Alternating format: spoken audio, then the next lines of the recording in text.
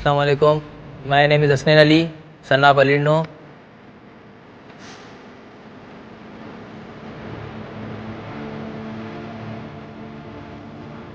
मैं ज़ेबटेक टन मोहम्मद खान में एडमिशन ली IOT के कोर्स में।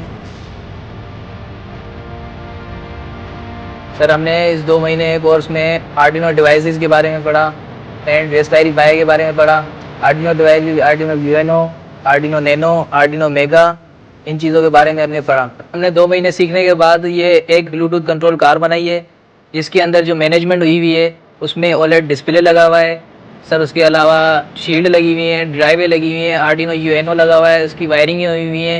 इसके अंदर 2 12 वाट मोटर लगी हुई हैं, बूस्टर लगा हुआ है, चार्जिंग पिन लगी हुई है, चार्जिंग पॉइंट लगे हुए हैं। इसके अलावा उसके अंदर ब्लूटूथ HC05 लगा हुआ है, जिससे वो कोऑपरेट होती है RC ब्लूटूथ से, जिस कार को हमने RC ऐप से कनेक्ट करते हैं, जिसकी प्रोग्रामिंग हमने C++ पर की है।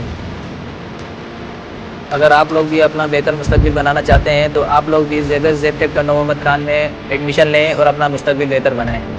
शुक्रिया, अल्लाह हाफ़िज़।